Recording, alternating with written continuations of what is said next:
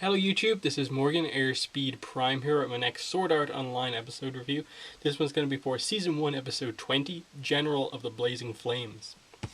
In terms of the DVD sets, we actually start off the final volume of the DVD sets, at least for Season 1 of Sword Art Online, Part 4. I think it's a really cool cover, just very much represents the way that the group is basically at the end of this series, rather than I suppose what actually happens during the episodes.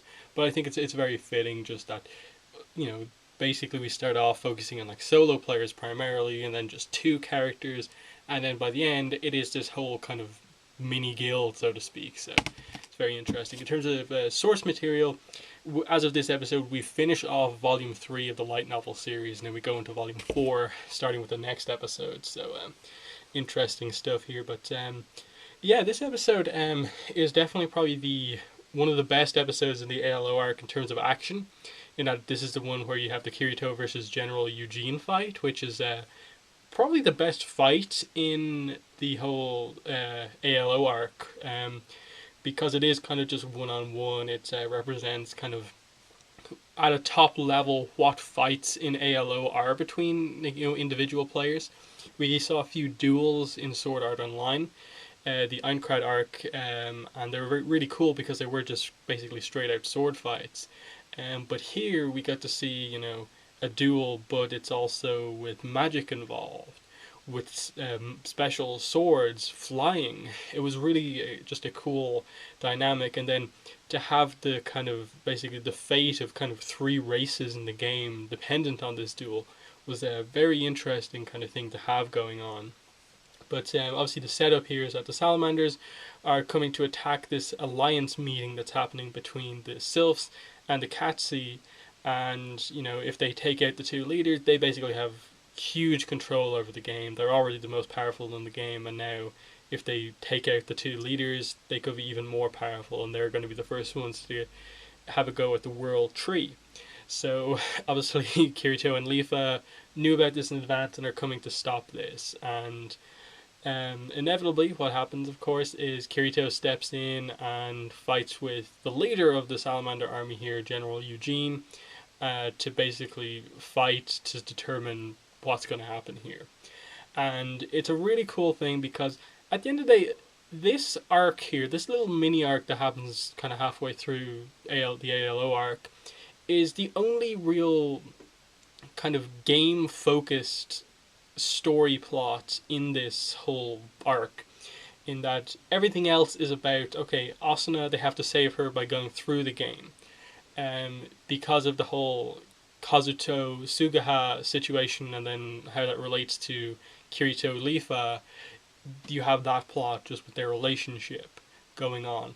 But in terms of the focus being on Alfheim Online as a game, this is the only plot that you really have, the warring kind of factions between the various races of fairies in the game, and you kind of see it come to play here. Because the obviously the hints early on in the episodes were that the only way to clear the World Tree would be for basically all of the races to come together, work together to clear the World Tree, all helping each other. And so if just the Salamanders do it, they're probably not going to be able to do it on their own, and they're attempting to ruin this alliance that's about to happen. So there's definitely some interesting stuff going on. I don't think it's anything crazy in terms of like amazing plot, but I just like that it was a subtle thing going on, that they didn't just have it be this empty world and Kirito and Leafa are like the only two players in it, and every so often they meet another player. But that no, this game is going on as a game while this really serious incident is happening, and to help them basically solve their really personal serious issue, they have to help the players who are actually just involved in the game normally. They have to deal with the in-game game politics here between the various races, which I thought was very interesting here, and that ultimately the what continues on from this episode is obviously that Kirito averts this disaster, and General Eugene finds a certain respect for Kirito as being the most powerful player in the game. And they're all aware that he's the most powerful player in the game, and that he just wants to clear the World Tree. And there's a kind of hint of more unity between all the fairies just based on this kind of one moment in the game. So and then because of his victory, he gives all of his money basically to the Katsi and the Sylphs to prepare for a World Tree raid. So it progresses their plot in terms of they're going to get back up when they go to clear the World Tree. So anyway, the fight itself between Kirito and General Eugene, I do really like it. It's very intense. You get to see just kind of I suppose it kind of represents what people like and also don't like about ALO in that I do feel the fight is a little bit let down in terms of just how amazing it could have been because of the specific skill that they give General Eugene's sword, in that it takes out how interesting the fight can be before Kirito uses the dual wield, because you're basically just having it that, okay, just because he has this magic sword and this amazing skill that's only in the game because magic is in this game, he's at a disadvantage and is losing. I do like the dynamic in the fight, though, that the idea is that Kirito actually just has very average gear in the game. He's bought the best that he could in stores, but he hasn't been playing the game long enough to actually have high quality, like, kind of loot drop items in the game. He just has the best store bought equipment. And compared to the general of the most powerful race of fairies in the game, he is no match against someone with like a weapon that's that good and armor that's that good. So you can see that kind of Kirito is roughly more skilled. He's naturally more skilled at games than Eugene, but Eugene's more experienced at playing ALO, so that makes their skill level quite even. But Eugene has the advantage just because of kind of gear. But then I like that Kirito begins to, when he realizes that he can't win just with the way he's doing things, he kind of uses his illusion magic to kind of buy himself some time, grabs Leafa's sword from her under the smoke screen, and then carefully, basically uses the sun to his advantage to blind Eugene and activate, be able to use his dual wield effectively. It's, again, I don't think it's quite on the level of the Aincrad dual wield reveal, but it's still a really amazing moment.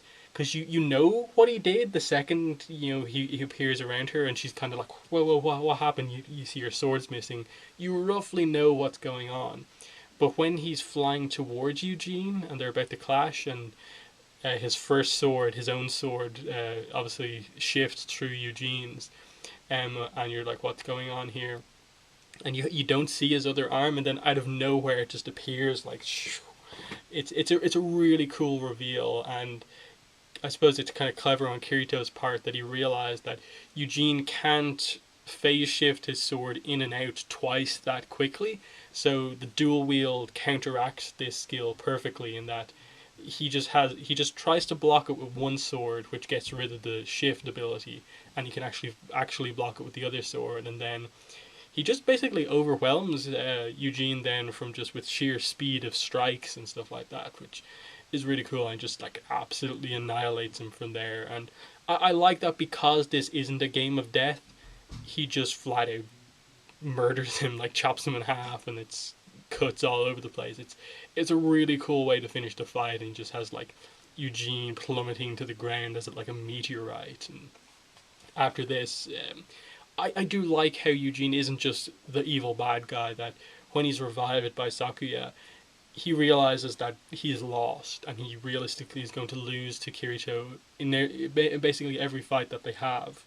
If he tried again, that he's just like, he respects Kirito and is willing to kind of go away, that the Salamanders are willing to accept defeat in this battle and so on, and they leave. And there's a sense of honor there, and that's all we really see of Eugene. We don't really get to see him again in the game, but it was just a nice kind of moment that no, he can respect a player who's really good. The big thing that he was like, I thought I knew everything about this game, but I've never heard of you. I'm surprised. I was surprised to learn the Spriggan had someone like you. And then you get into the kind of the whole Sigurd situation, which was the more personal to Leafa kind of plot. And again, it's one of those things that I kind of appreciate, that they address some of Leafa's history in the game. That she's not just a solo player; she has been joining up with groups here and there. And the Sigurd group was the group that she was last with and had to abandon to actually go with Kirito.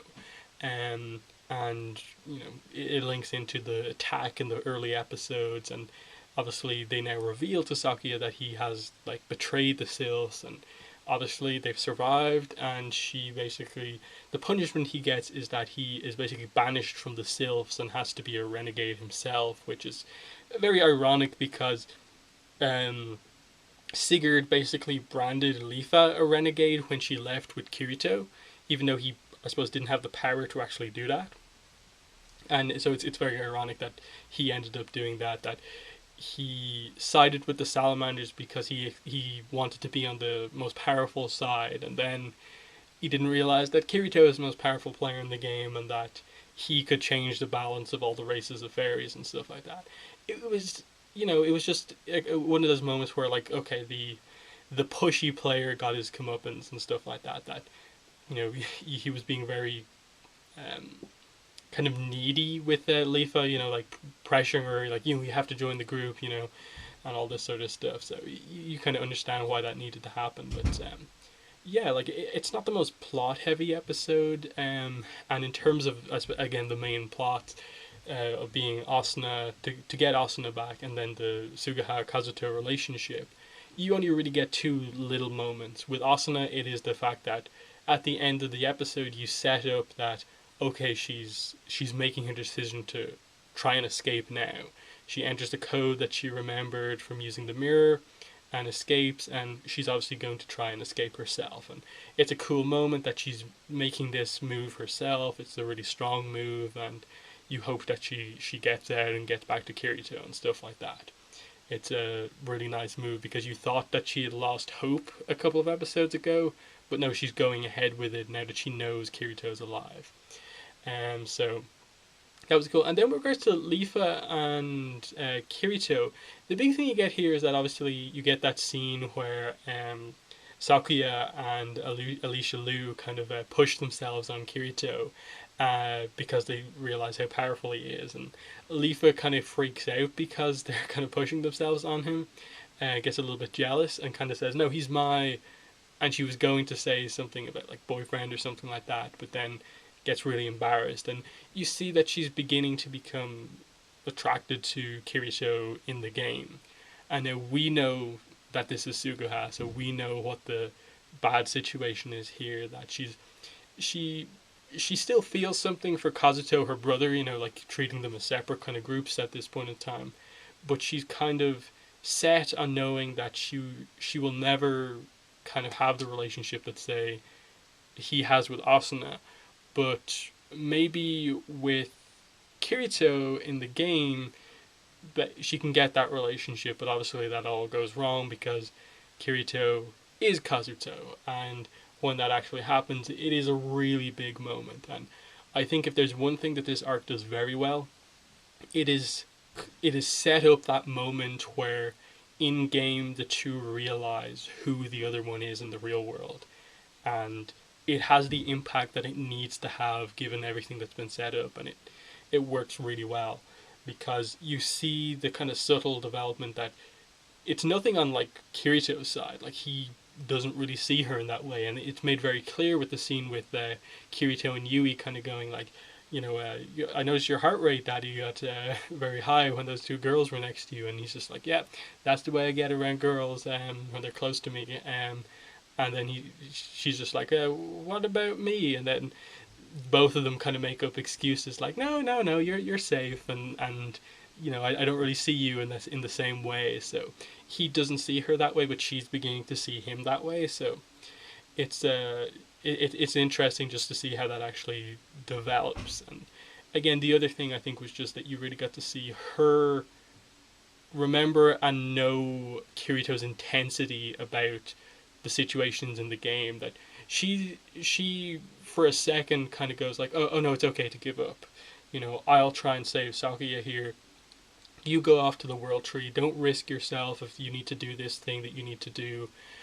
But no, he's like, no, I'm involved in this now, I won't let anyone die on my watch. And you get the intensity, and she remembers back to the moment earlier on when he said that in the Lagru corridor and stuff like that. So a lot of interesting stuff coming together. And again, the thing that I'm just really noting here is that I think it's all been built up like pretty well. These kind of important relationships within the season, and just what's important about this arc. And I think it's all coming together very nicely.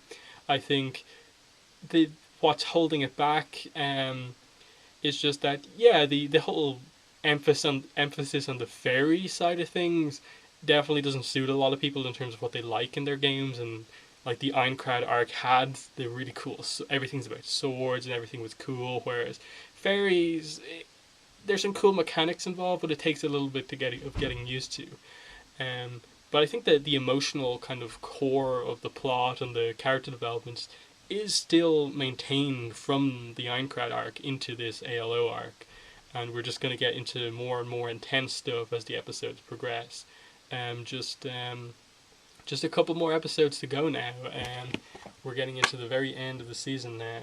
Yep, only 5 more to go. So yeah, we should have that done in not too long, and then we'll be into Sword Art Online 2, which I'm pretty excited to talk about as well. So yeah, that has been the review for this episode. In the comments, let me know what your thoughts were on the episode and my review. Thanks for listening to this review, watching the review, and bye.